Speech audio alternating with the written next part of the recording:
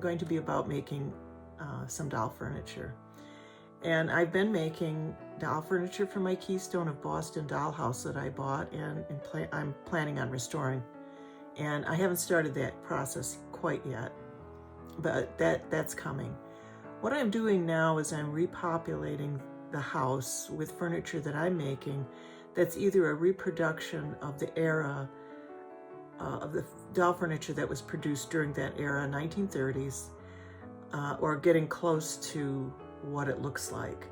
So I'm using Kage and Strombecker doll furniture as my models. I'm not doing all of them exactly the same, but I'm trying to keep that era, the style of the era in the things that I make. So today I'm going to make a reproduction grandfather clock that is based on a Kage grandfather clock from the 1930s. I'm going to make a mantel clock, which is something that I'm making that's in the spirit of the time, and a floor lamp, which is in the spirit of the time as well. I was going to make a globe. I started making it, but there's some pieces that I'm lacking that I have to wait till they come in the mail. There's just a few little pieces of metal that I've had to buy because I just can't reproduce it right now. So when that happens, then I'll show you how I made that. And you know, I'm developing this channel. As I said, I've been here maybe 6 weeks, going on 7. And it started out sort of being all over the place, and now I'm beginning to focus. And I think really this is just going to be this channel in the long run about dollhouse miniatures and vintage look ones, because that's what I'm interested in the vintage dollhouse looks. You know, I've always liked dollhouses, but I haven't really gotten into them. This is something quite new for me. I do collect Barbie dolls, as you can see back there. This is only a small portion of my Barbie dolls. I collect 1959 through 1966. They're 1/6 size, so I'm familiar with miniatures, but not the 112 or half size ones, 124 scale. But I make clothes for them, and I've made furniture for them in the past and that sort of thing. But I'm really interested in doing these 1/12 size pieces now, and I really want to focus this channel there, although I'll do some things on Christmas ornaments and that kind of thing, because it does involve miniatures for me. And in this video, you'll see me also present a little painting at the end, and I'll explain what that's about. Okay, well, thank you for joining me, and I'll start the video. The first thing I'm making is a reproduction of a grandfather clock from the 1930s, made by Kage originally for a 1/12 size dollhouse. And what I did is I went on the internet and I found a picture of the grandfather clock, lifted it off and recreated it in Procreate, getting as close to the colors and the size as I could. And now I'm just tracing it out on balsa wood. And this is really an easy project. I'm just going to cut 2 pieces out. And in between, I'm going to put some foam core so that I don't have to use so much balsa wood. And I have so much of this stuff, I like to use it. And it's lightweight, easy to cut. So now I'm going to go in and just cut out the foam core. And then I'll glue the foam core together with the balsa wood on top.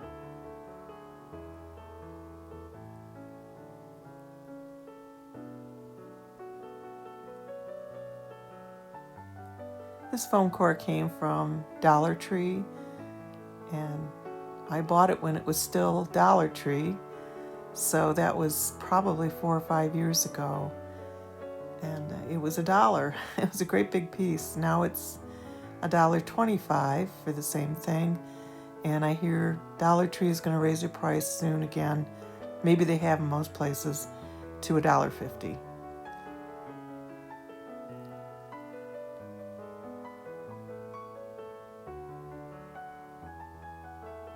So I'm just going to cut this out, and I will sand and cut and trim it afterwards just to make sure that it's just the right size.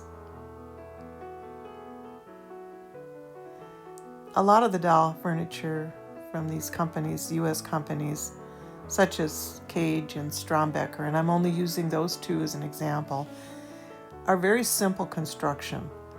And this is a very simple construction, obviously. This is not going for the realism that a lot of doll houses sort of require now, which I love, by the way, but this does have a certain look about it, and I want to match the dollhouse that I have rather than put very realistic furniture in it. And I think this is a good starting point for me. And as I said, I really love the look of this furniture. There's a charm about it in its simplicity. It was made to be played with and very sturdy. So, okay, I'm going to sandwich these together, and that will go on top, and I'm going to put some balsa wood on top of it again. I'm going to cut a smaller piece. The first one I did was a little bit too thick, so I decided to do more of a veneer. I'm buying a scroll saw. I used to own one, and when we moved 20 years ago, more than 20 years ago now, I sold it because it wasn't working right. And I told the people that I sold it to, this thing doesn't work right. You can have it for $5. I'm so sorry I sold it because I probably could have had it fixed easily. And of course, the guy who bought it said, oh, I know what's wrong with it. I can fix it. And he bought it for $5. But it's okay. I'm buying another one. So that should come maybe in a couple weeks. And it's a tabletop scroll saw. So I can actually I have a lot of junk wood laying around. A lot of it was toys originally, building block toys, and lots of pieces of it. And I can make this furniture for this dollhouse out of that. Now I'm just going to get some terracotta colored milliput, and I'm going to put it around the edges. And you have to really knead this stuff very thoroughly for it to harden, the right way. It's a resin clay, and milliput is very good. I like the terracotta color, but I've said this before, it's a bit sticky, and you get a lot in your hands, and they really do recommend that you wear gloves. But as I've said before, I have a very difficult time with gloves when I'm working on artwork. I perhaps should train myself to wear gloves, but, well, I do go wash my hands thoroughly after I'm done doing this. So it says it's non-toxic, so, who knows, right? So what I'm doing is I'm just continuing to mold it around the edges. And this will dry very hard, but it can still be sanded and carved. And it's also water soluble before it hardens up. It stays workable for a good 30 minutes and longer. I think it does depend somewhat on the humidity. But I try to get stuff done pretty quickly because it gets stickier and stickier, at least in my climate it does. And it makes it a little more difficult to work with. But of course you can keep dipping your fingers in water and smoothing it over, and that helps.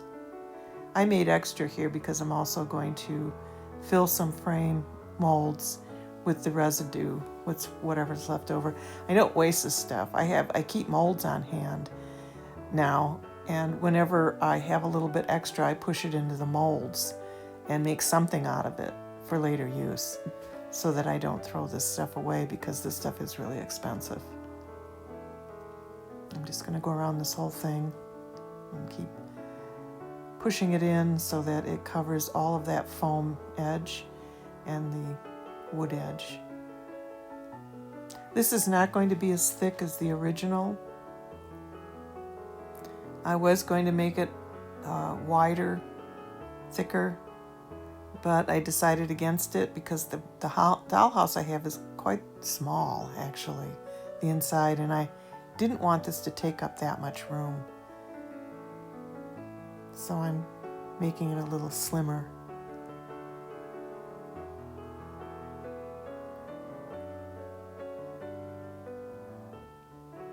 I'm just pushing it and pushing it and trying to drag any extra off of it. And I do need a few sculpting tools to finish it up. And then when I'm done with this stage, I will let this dry overnight.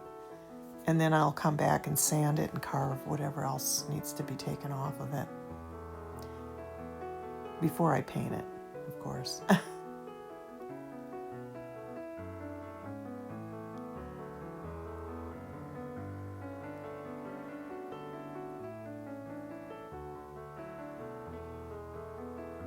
There are some of the molds that I have, and I always just stick, if I have extra clay or epoxy resin or milliput or whatever I'm using, I just go right ahead and use it up in a mold.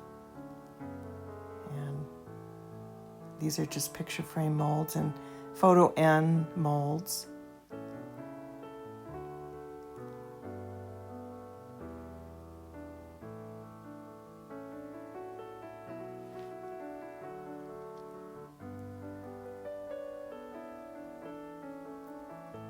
And I intend on using some of these frames for Christmas ornaments later on. I'll probably put gold leaf around some of them and silver leaf around others.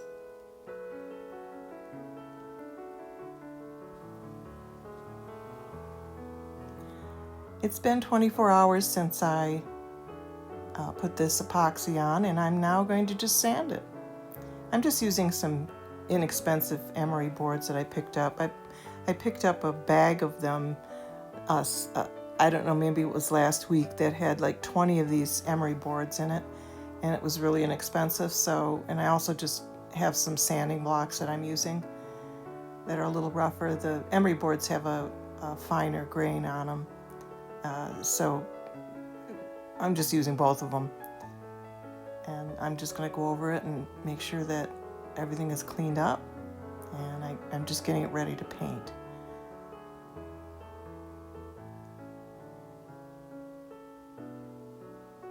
And it doesn't look like I have to do too much carving on it, if any. When I get done sanding it, I'll know. It's not going to be completely smooth. But since these objects I'm making are not very realistic, I mean, they're not terribly realistic, I'm not going to try and make them perfect. I think that, again, if I just get close to the objects the way that they were made originally and the time period, that will be enough for these. And I'm just getting some Winsor & Newton acrylic paint, burnt umber. And I'm going to mix some golden paint in this as well, and also some golden leveling gel, which is this stuff right here that you've seen me use frequently if you've watched my videos. I'm just going to clean out that rim. It's just getting too gooey. Okay. Mix that in thoroughly. And also, you didn't see me, but I did put some burnt sienna in the color as well, and it was golden paint. So I have a mixture of Winsor & Newton acrylic and golden burnt sienna acrylic paint with the leveling gel from Golden. And I'll probably just give this 2 coats. I don't know if it'll need 3 because the terracotta, it might need 3 coats on this side with the balsa wood. It looks real shiny, but it won't dry this shiny. I'm also thinking about putting a little extra something on the bottom to lift it up a little more, maybe legs or something. And I carved some legs out of some balsa wood, and I just put wood glue on it and let it set, and I'll just paint those too now. And I'll have to give those several coats because the balsa wood will show through.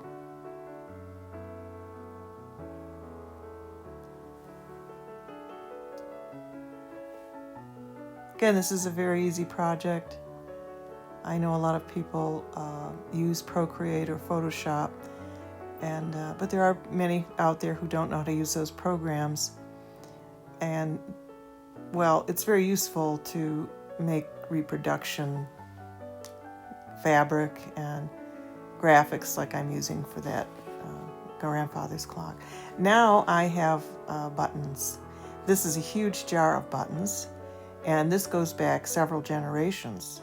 My grandmother put buttons in this, my mother, probably also my great-grandmother, and also my husband's mother gave me her button box when we first got married, and it was her mother's as well. So there's a lot of really old buttons in there, and then there's some new ones and mid-century ones. It's a great big mixture of buttons. So I'm going to use some buttons and find out which ones I can use for the lampstand and also for the clock that's going on the mantle of the fireplace that I previously made.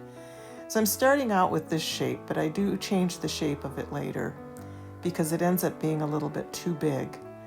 So I'm just starting out with this shape, and I had a feeling while I was cutting this out that I was going to have to adjust the shape on it. And I'm going to do the same thing with this. I'm going to glue them together and then put a veneer on them.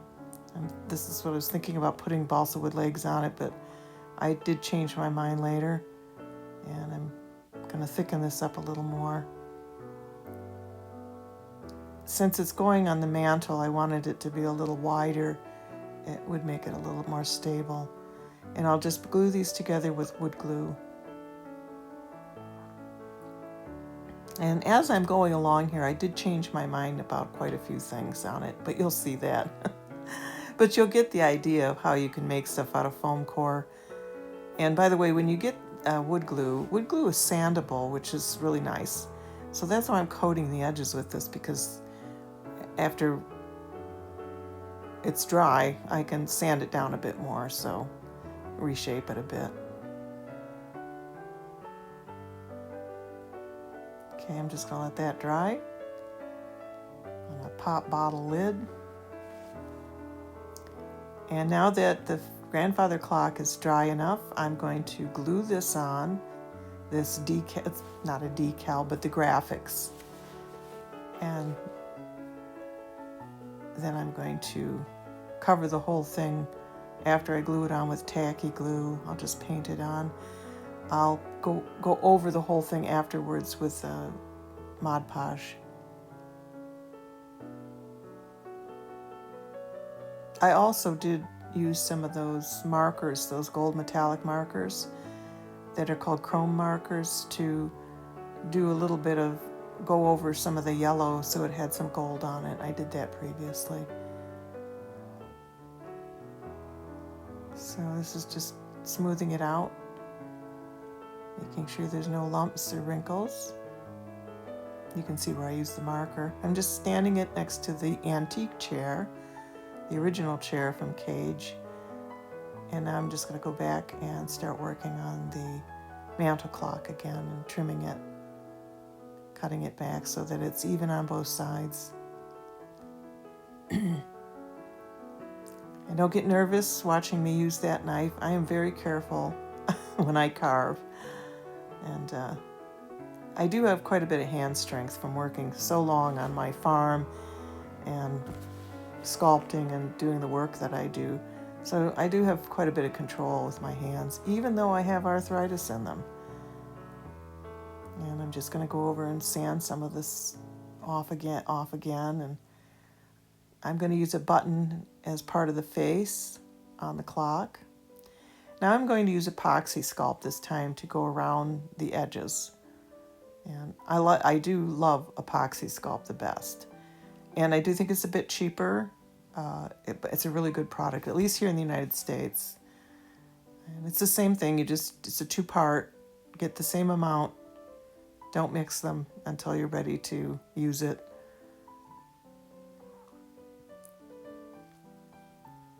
Epoxy sculpt isn't real sticky, and that's what I really like about it. And also, I think it dries a little bit harder. I just showed you one of the frames I made with the excess left over from the last batch. And so I'm just gonna knead this and knead it and knead it. Takes a couple minutes. I tear, fold, tear, and squish it together. And now I'm just going to put an edge around it with this epoxy sculpt. And I'll smooth it down with water as I go along. It's water soluble. And I'm just going to work as quickly as I can. But as I've said before, most of these epoxy clays will stay pretty malleable and for 30 minutes or so. But they don't truly harden until 48 hours, although you can sand them after 24 hours. And if you do sand them at 24, they're still easier to carve too. So it's probably, if you're going to carve them and sand them, it's probably better not to wait the full 48 hours. It gets very hard. So I'm just smoothing it down with water as I go along and filling in all the gaps and holes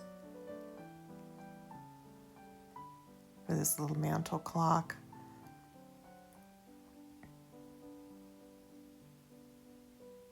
I have used epoxy sculpt for a lot of the things that I've done with dolls. I've even sculpted doll heads with it, and it works very well. And don't be nervous about me using an X-Acto knife. I'm actually very careful. And here's my little samurai sword that I'm going to use too. It also works really well for carving things like this.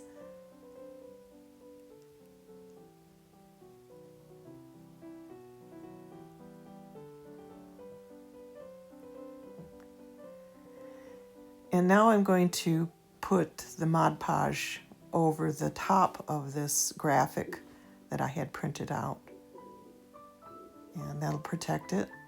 And it's the Mod Podge matte finish, although it's not a true matte finish, but it's matte enough. And it is a good product. It does have a little sheen to it, though, more than a true matte finish. Golden makes a good matte finish if you want something that's completely matte. And I'm sure there's other products out there too that have a truly matte finish that you can use. Now I'm just going to give this a sand after having carved it. By the way, I only let this sit for about 20 hours. And the button is going to be inserted in, and that's going to hold the face of the clock. So the rim of the button is going to look like a clock, the rim around it. And I'm just going to cut this out. That was the other advantage of having the foam core, is I can cut this and very easily just pull that disc out of there. With wood, you'd have to drill it. So that will fit, and that'll be nice. And I made a graphic already for the clock face. So I'll set these two clocks aside for now, and I'm going to start making the floor lamp. And for the base of the floor lamp, I'm going to use button. And I've decided to use this button. I think this button. I'm probably going to make a couple of these and decide after I fill the holes with some milliput which button will suit the floor lamp the best. And I'm sort of just going along, making this up as I go along, by the way. I'm making some putty here. This milliput is the white, and you have to be careful because if you forget which A or B part, because they're the same color, you can get mixed up. But anyway, I try not to get mixed up when I'm using it. Okay, I'm just going to press that in and cover these holes up. Then I'm going to put it aside and let it harden. What I'm going to use as a pole for the lampstand is one of those lollipop sticks, but I'll show you that later. Okay, I'm going back to the clock. Actually, there's a step that I missed. I failed to actually show you, and that is I put balsa wood on both the front and the back. Cut it out, made it a little thicker, and I'm also epoxying the button that is going to be the backing for the clock face. So there's the lampstand. I decided to use a wooden bead on top of the button. It just seemed to work better. So I'm going to put more epoxy sculpt on this because I did cover both ends with the balsa wood. And I guess I forgot to film it. Sorry, I'm getting better at this, but sometimes I think I'm filming stuff on this Sony camera that I have, and I actually don't push the button or something enough, and it just doesn't run. So it's not like my other cameras. It's a good camera, but I have to get used to it.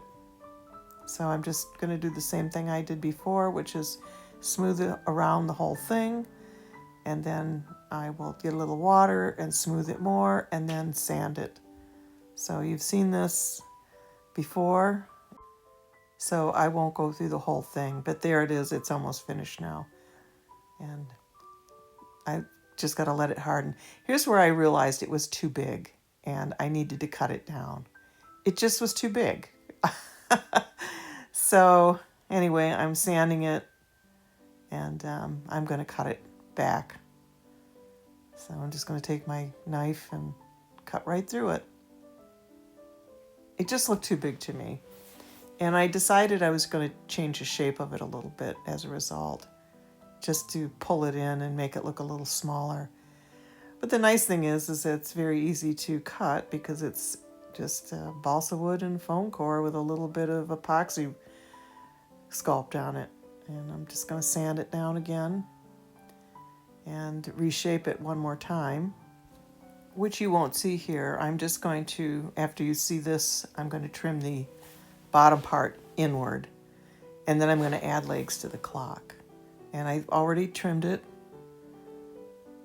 I didn't film it, but all I did is take the X-Acto knife, and you'll see it's a different shape along the sides, and just cut them inward. And now it kind of looks like a clock my mother used to have, that her mother had when she was growing up. And that it occurred to me that I could make it look like that, and it would have been a clock from the 1930s, a mantel clock. So I'm just rubbing it and flattening it, and putting water on it. Okay, there it is. You can see it's a different clock now. Now I'm just cutting the face out. I printed this up, and I got the clock face off of the internet, and I shrunk it down and then put it in Procreate and made the colors a little more contrasty so that you could see the face better. And I'm just going around the edges with a black, very soft black pencil so that there's not a lot of white. And that's jet black. And that's hardened, so this is where I'm going to put the clock face. But I found out I had to use a different button, actually, than the one I originally was going to use. That's the one I ended up using, which was more of a two-toned, horn-like button. And I'm going to paint this whole thing first, give it a coat or two.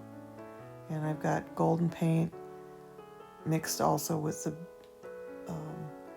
raw umber from Winsor & Newton.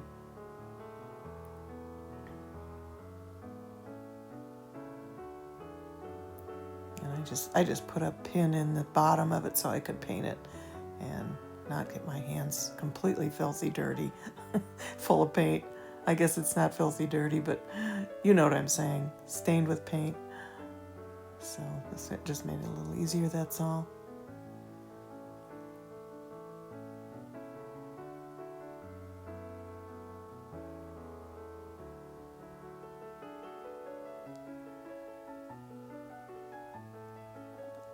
set that down to dry, and when it's dry, I'll give it another coat. Now I'm going to work on the lampstand again. It's a button, a wooden bead, and a lollipop stick. And the internet had free lampshades for 1/12 size lamps. So I thought, well, I'll just print one out and see what it looks like. And I cut this out, and I'll just trim it. And I'm also going to fix the colors a little bit with some watercolor pencil. And then I'll cover this with Mod Podge as well. And then glue it together.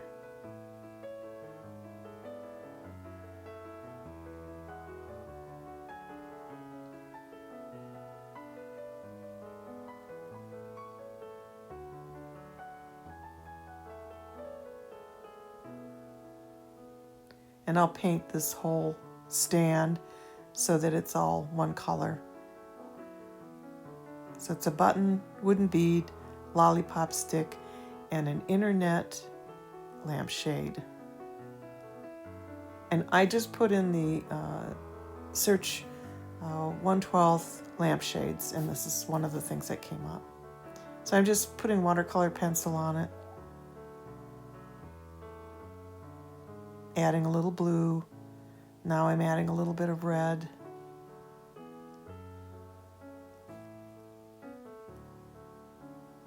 And then I'll add green to it too for the leaves, just enhancing the little roses that are there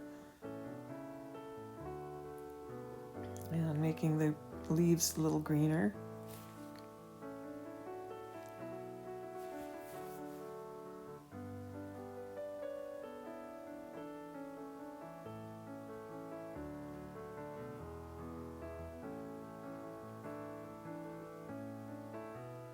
And now I'm going to coat it with Mod Podge.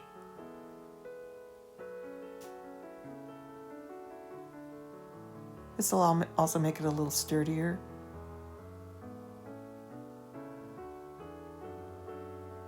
And I'm covering the clock face also with Mod Podge, same matte finish. Now I'm getting my paint out that I used for the clock both clocks. And I'm going to paint this whole thing a couple of times until you can't see any of the stripes or the wooden bead through the paint. And I think I did end up giving it 3 coats of paint, letting it dry for an hour in between each coat.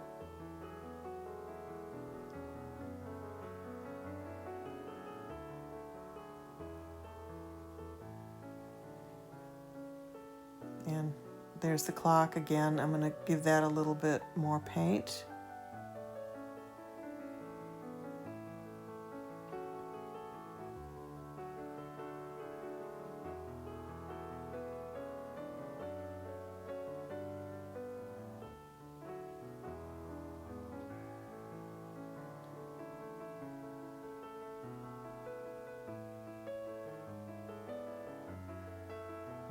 So this is another very easy construction lampshade, lampstand, and I'm going to put a top on it. I cut a piece of cardboard out, and I'm just going to glue it in the top so that I'm going to put the little design on it so it looks like it has I'll put some gold on it too.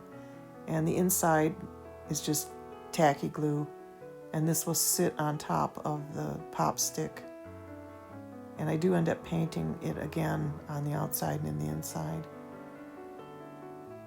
Popsicle stick. No, lollipop stick. Okay. I put the glue, this is for the mantel clock, on the button. And there it is. Now it's a little clock face and it has a plastic rim around it. I'm going to give this another coat of paint. Make sure it's completely covered.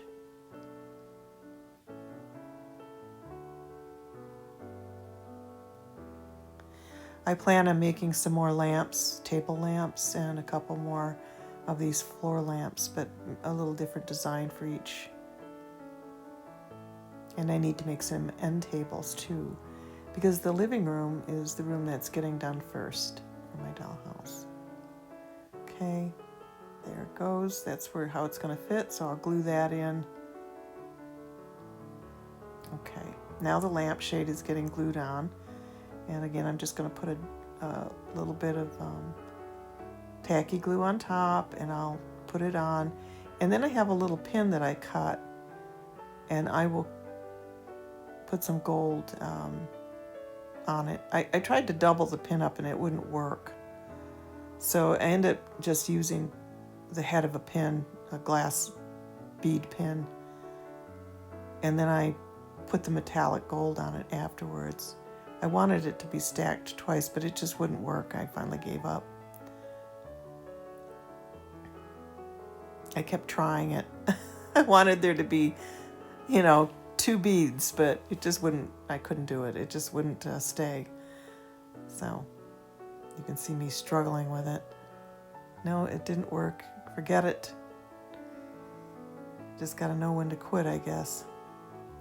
So I just did it again. And this time I just let it dry, and then I cut that pin shorter and then put it together. Now I'm getting the clock face ready, and I'm using fabric tack, which is not just for fabric, to glue this clock face in. And there it is. It's not done yet though, because I'm actually going to put feet on this clock. And just let that dry, and there, I put it on the mantel so you could see.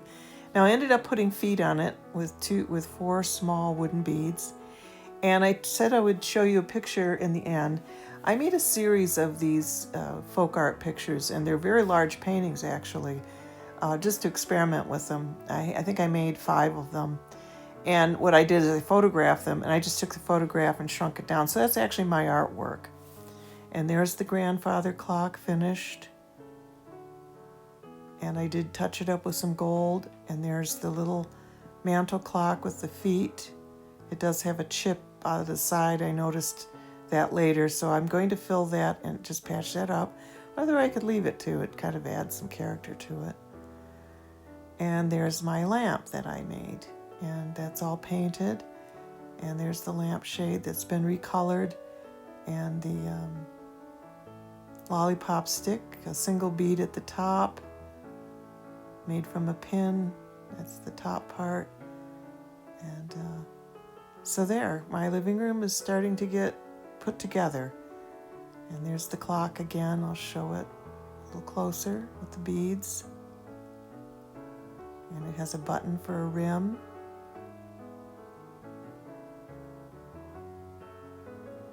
And I just had wooden beads, and so I thought, well, why not? It'll match the bookshelf's feet. Okay, and there's the lampshade. Oops, don't want that to fall. There's a little bit better view of the top and the back on the inside. I painted the inside ochre, and that's just a little pin at the top with a glass head, and I recolored it with gold metallic marker. Very easy to make. And that's just a wooden bead on that, on top, glued on top of a button.